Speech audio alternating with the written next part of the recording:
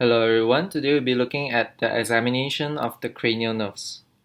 So let's just go through all the cranial nerves that we have one by one. So what are cranial nerves?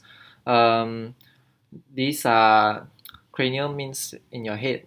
So these are nerves that are in your head which branches out from your brain stem. So these are all the cranial nerves shown over here. So cranial nerve 1 is olfactory nerve. Uh, and olfactory means smell. So this nerve is responsible for your sense of smell. And cranial nerve 2 is the optic nerve. Optic, as you can guess, refers to your vision. So it's responsible for vision. And cranial nerve 3, oculomotor nerve. Oculo refers to eye, and motor refers to movement or muscle movement. So oculomotor is responsible for the movement of your eyes, but it's not just oculomotor nerve. Actually, oculomotor nerve, trochlear nerve, and the abducens nerve, which is cranial nerves 3, 4, and 6, are responsible for your extraocular muscles of your eye. So these three nerves together are responsible for your eye movements. So there's a mnemonic that you can remember which extraocular muscles that are actually innervated by which of these nerves. So remember SO4, superior oblique cranial nerve 4, LR6, lateral rectus, cranial nerve 6, and all others are oculomotor nerve. All others are by cranial nerve 3. Right.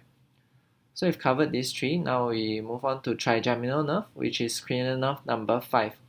So trigeminal nerve is actually responsible for the sensory of your face and also the motor to the muscles of mastication, the muscles that you use to chew.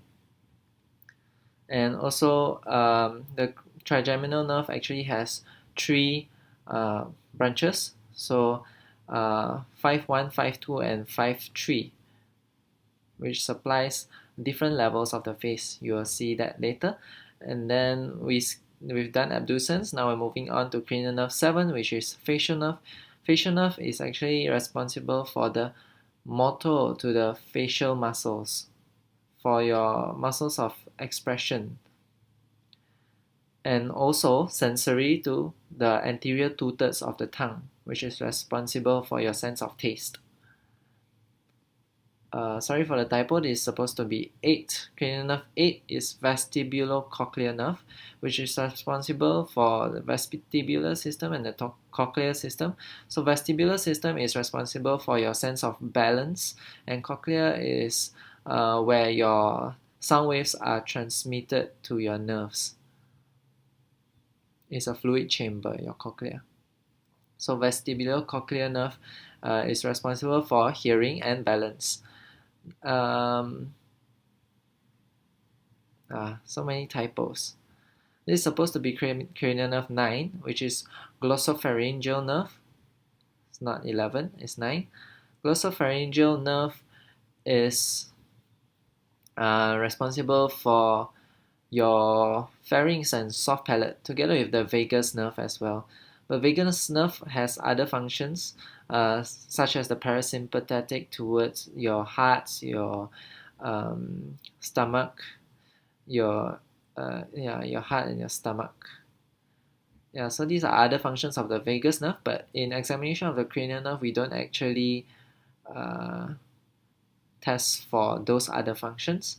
We just test for the sensory and motor of the muscles of the pharynx and soft palate. So both cranial nerve 9 and 10 will be tested together. So glossopharyngeal and vagus nerves will be tested together. And then cranial nerve 11 is accessory nerve, which is responsible for your the innervation of your neck muscles. So these muscles are the sternocleidomastoid muscles and also the trapezius muscles. Right. And cranial nerve 12 is your hypoglossal nerve, which is responsible for the muscles of your tongue. Okay, so let's get into it. So first we're gonna test, how do you test for the cranial nerve 1, which is olfactory nerve. So you ask the patient, have you noticed any changes to your sense of smell recently? Or in some place, in some medical equipment kits that you can buy, they actually have a bottle with coffee beans inside, so you can ask them to close their eyes and smell from the bottle and tell you what the smell actually is. So commonly it's coffee in the bottle, right? Next, cranial nerve 2, optic nerve. So you can test this by doing a visual acuity test, which is the Snellen's chart, where you have letters of different sizes and then ask them to read the lowest level that they can. And then visual fields and pupillary reflex. This includes light reflex and also accommodation reflex. And this is optic nerve is actually only responsible for the afferent branch of the afferent part of the pupillary reflex. The efferent part is actually done by your third nerve, oculomotor nerve. But in examination, we just take it as pupillary reflex is for optic nerve, right? Next, we're gonna test for cranial nerve 3, 4, and 6 at the same time because they are all innervating your extraocular muscles. So, yeah, ask them to not move their head, follow your finger using their eyes, and tell you at any point if they see double vision. So, if they have any problems with their extraocular muscles, one of their eyes, one of their eyes will not be able to follow you. So you ask them to, then there will be a discrepancy between what the left eye sees and what the right eye sees, and the brain gets confused, and then you get double vision. So what you do is you you use your finger and draw a letter H. Ask them to follow it with their eyes and not move their head. So the letter H. So you can test all the ranges of movement. So yeah, okay. Next, we're gonna test for trigeminal nerve, which is sensory to the face, motor to the muscles of mastications, and also you can also test for some reflexes. Okay, sensory of the face, you use a cotton wool and a neurotip. Cotton wool tests for light touch, and neurotip is a sharp edge, so tests for pain sensation. So, okay. So there are three, as I mentioned before, there are three branches of the trigeminal nerve, 5-1, 5-2, and 5-3. 5-1 supplies this area here, shown in green. 5-2 supplies the area shown in red or pink, and 5-3 supplies the area shown in yellow. So where do you test for this? For 5-1, you dab the cotton, ask them to close their eyes first, and then dab the cotton wool on their forehead, just above the eyebrow. And then do it on both sides. For 5-2, at their maxilla, which is at their cheekbone, both sides as well. And 5-3 on their mandibles, which is on their chin, both sides, left and right as well. And then ask them if it feels the same on both sides. Next, moving on to the muscles of mastication, you're gonna tell them that you are going to feel for the muscles of their face, and then ask them to clench their teeth and palpate for the muscle bulk of the temporalis and masseter. So temporalis, you can put your fingers on their temples and ask them to clench their teeth, and masseters, you put your hands just behind their cheek, somewhere around here, and ask them to clench their teeth, and you can feel the muscle bulk moving, right? And then after that, you can ask them to slide the jaw against resistance, slide to the left, slide to the right, and put your 2 fingers to apply slight resistance. This to test for the power of the muscles, and also you can ask them to open their mouth against resistance. So when you are doing this, make sure you put one of your hands on their head and the other below the chin. So the hand on their head is to apply opposite force, so that when they open their mouth, their head doesn't go upwards or fall backwards. Yeah. So next we're gonna test for reflexes. There are 2 reflexes that we can test for here. So there's the corneal reflex, where you use a cotton wool to touch the conjunctiva of the eye. So you touch the whites of the eye using a cotton wool. So, you have to warn the patient first because this is uncomfortable. And the normal reflex is that they will blink their eyes. This is not usually done in early stages of medical school, usually skipped. But when you go to clinicals, this is quite an important thing to do, especially if in cases where the 5th cranial nerve might be affected. This is a very sensitive test. For example, in nasopharyngeal carcinoma, I've made a video on it. You can go and watch it. They have cavernous sinus syndrome, where the 5th nerve is affected, and the corneal reflex is one of the more sensitive tests to test for the viability of the 5th nerve. Right. And then there's jaw jerk reflex, which is testing the 5-3 branch of the trigeminal nerve. So you put 2 fingers on the mandible, on the chin, and then you ask them to open their mouth slightly and relax their jaw, and then you're gonna tap gently on your fingers, which is on their chin. Right. So sensory to face, motors of muscles of mastication, and also reflexes. Next, moving on. Oh, we've done 6, so we skip 6 now. We're moving on to facial nerve. So facial nerve is responsible for the sensory of your anterior 2/3 of your tongue, and also motor to the muscles of facial expression. So to test for the sensory of the anterior 2/3 of the tongue, you ask for their sense of taste. Have you noticed any changes to your sense of taste recently? And then motor to the muscle of facial expression. This is actually quite fun. So you ask them to raise their eyebrows. So that's testing for the frontalis muscles. Then shut their eyes really tightly. Don't let me open them up. So make sure there are wrinkles coming out from the side of their eyes. This is when they will appear when they shut tightly. This is testing for orbicularis oculi. And then next, can you give me a nice big grin? This is so show me your teeth.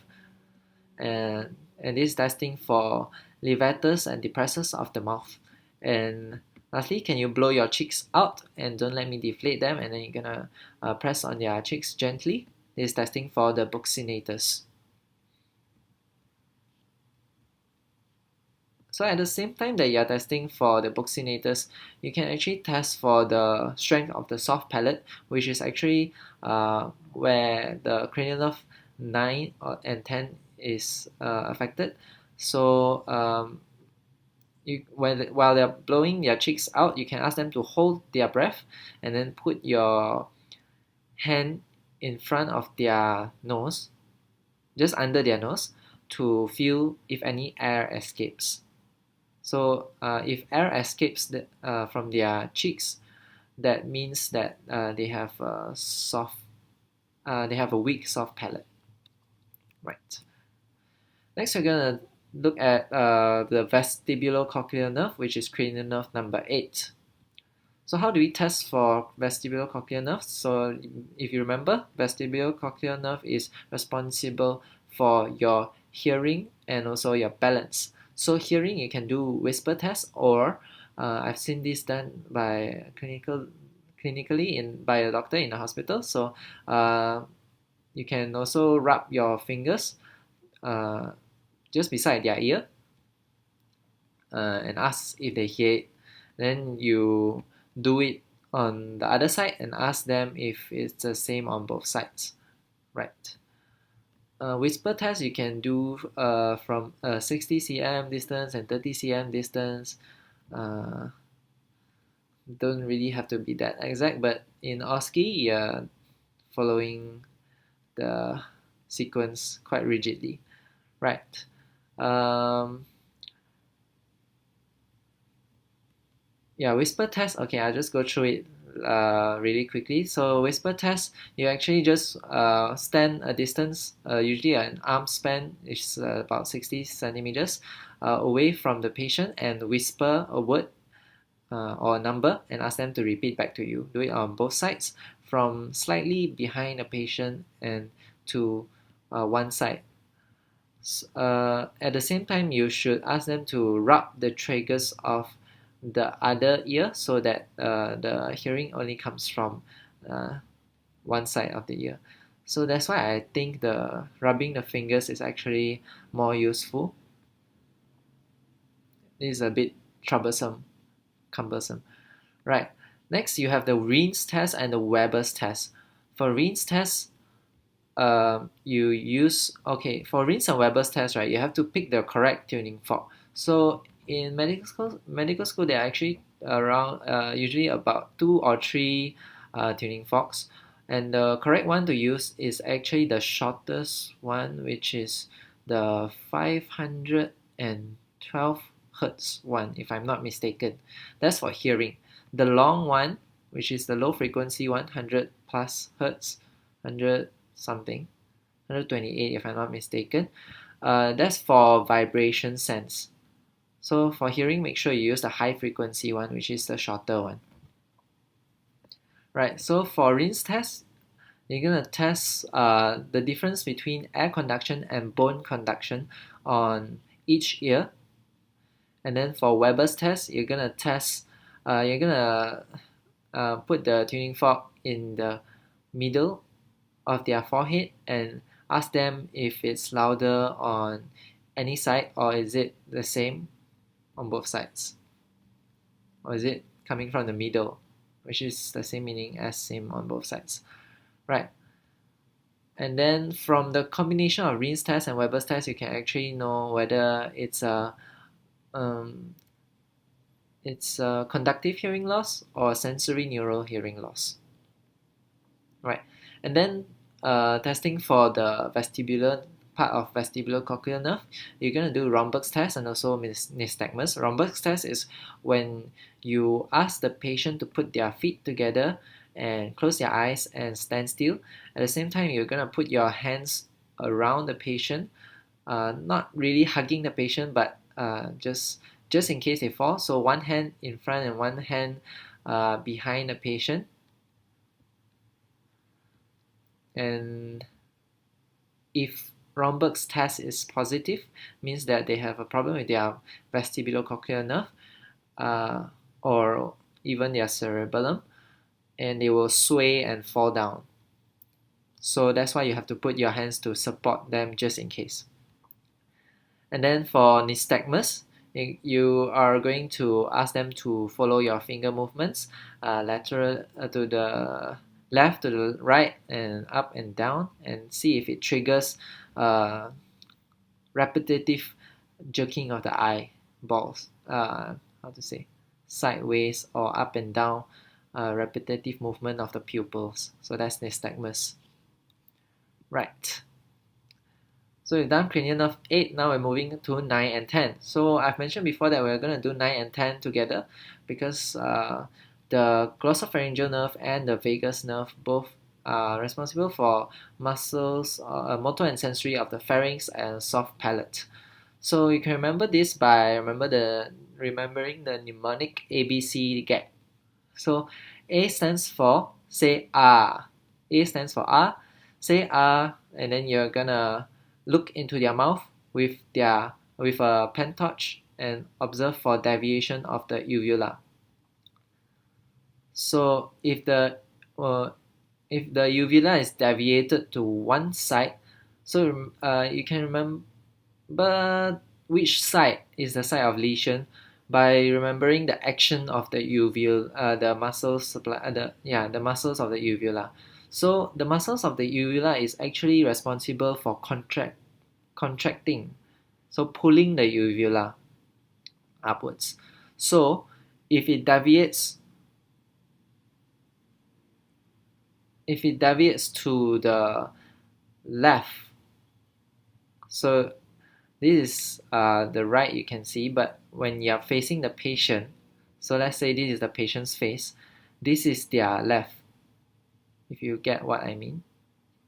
Anyway, so if the uvula deviates to the left, it means that the muscle that is responsible for the contraction on the left is affected. So whichever sides it deviates to is the site of lesion. I'm not sure if you can understand, but that's all I'll explain.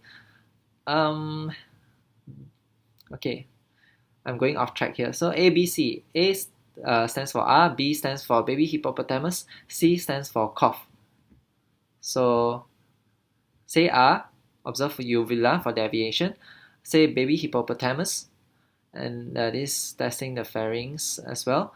And C, cough, this is also testing the pharynx and soft palate. And gag reflex. So A, B, C, gag. Gag reflex, you don't usually do in OSCE, but just know that, or verbalize that ideally you will do it, or just know that gag reflex is testing for cranial nerve 9 and 10.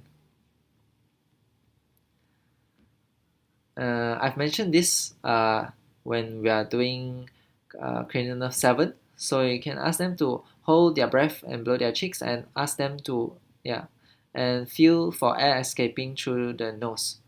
So this indicates a weak palate, which is actually responsible, which the cranial nerves 9 and 10 is actually responsible for. Okay. Next, cranial nerve 11, accessory nerve. So the accessory nerve supplies two muscles, the trapezius and also the sternocleidomastoid.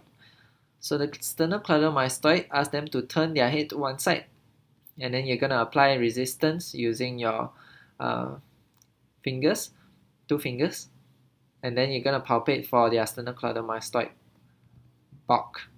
And trapezius, you're going to ask them to shrug their shoulders against resistance. Usually you do this from the back.